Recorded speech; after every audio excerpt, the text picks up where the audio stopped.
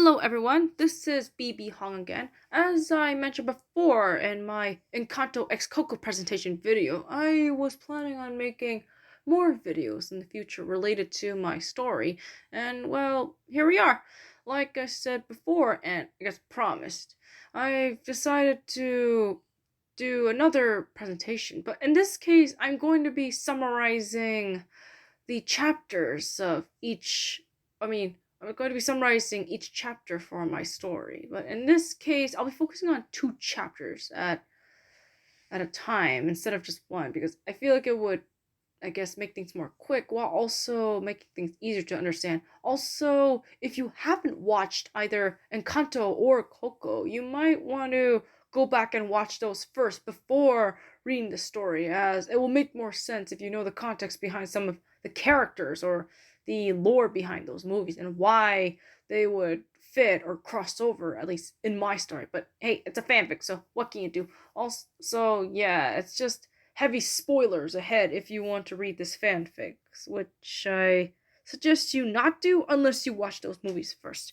Oh, anyway, like I said before, each video will be two chapters. However, they will all be posted once a week at least on Monday at 9 a.m. So if you want to be updated, then I guess you can say you can like and subscribe if you want more content or if you're interested, and or even get a notification if you want to know more about what I have in store for my stories, especially since I have been working on some other fanfic stories that I think you might really like or be interested in. So, other than that, enjoy the story.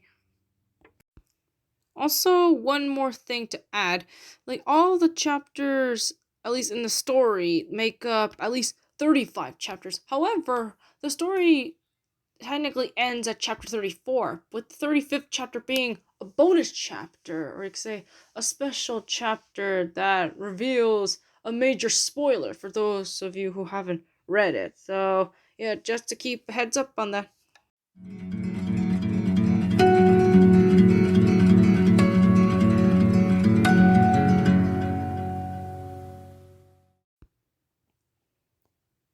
The story begins with Mirabelle currently running away from home due to her belief that the casita's destruction and the magic disappearance was her fault. She comes to believe that no one will want her around anymore and that everyone will supposedly hate her for ruining everything. As a result, the moment she arrives at the riverbank, or the Caño Cristales as the locals call it, she decides not to stay there, but instead walks across it, thus causing a major divergence from the original movie's ending and leading to a whole new timeline without realizing it. Not just that, she slowly discovers a bigger part of her destiny that not even her uncle Bruno knew about until much later. When she hears the sounds of her grandmother calling out to her, Mirabelle panics and runs away in fear, as she is not ready to face her again after what happened last time they talked to each other. While she is running, she accidentally trips on a tree root that causes her to roll down a bumpy hill and fall off a cliff leading to the sea.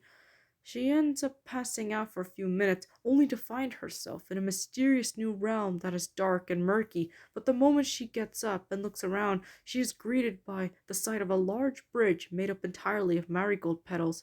As she walks across the bridge to see if there's anything on the other side, she sees a woman in a police uniform of some kind and goes to ask her questions, only to scream at the sight of the woman's skeletal face. The chapter ends with Mirabelle and the woman screaming at each other in fear the moment they see each other.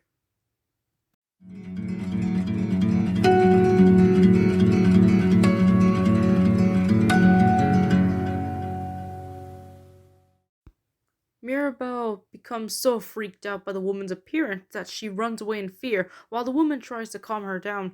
As a result, she ends up tripping onto the bridge and can only curl up in fear as she finds herself surrounded by more skeletal guards, with the woman included.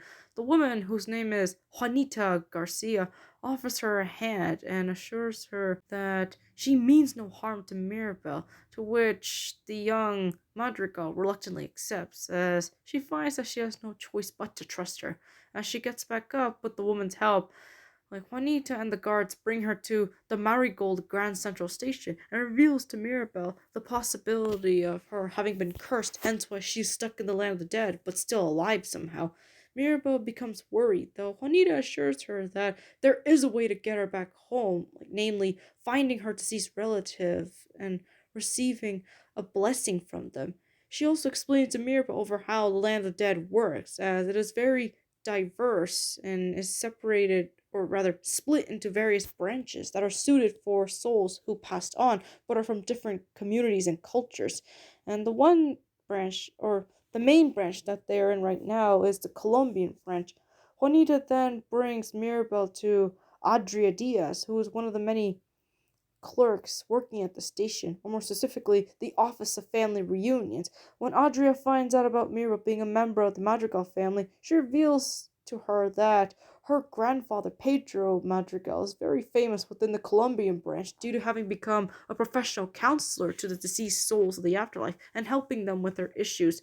Not just that, the fact that his family became magical thanks to the mysterious blessing also made him quite famous throughout the afterlife, though Mirabel becomes resentful and slightly irritated over how her family is once again known for being magical while she isn't, and it also doesn't help that from her perspective, her family only cared about the candle, which used to serve as the main source of the family's magic until it disappeared. Sensing Mirabel's discomfort over her family being mentioned, Adria tries to console Mirabel by assuring her that she is special in her own way, and her family does care about her. Though at this point, Mirabelle doesn't really believe her, as she's all but stated to have lost faith and trust in her family.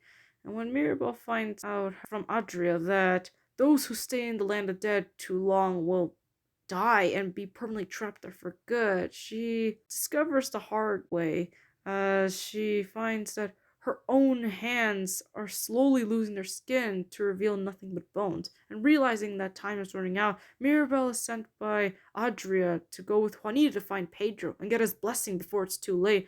The chapter ends with Juanita and Mirabelle heading out of the station to find Pedro, though Mirabelle is starting to have second thoughts of going back to the Encanto or even the living world due to how nice everyone is and whether or not she would be accepted in the living world at this point.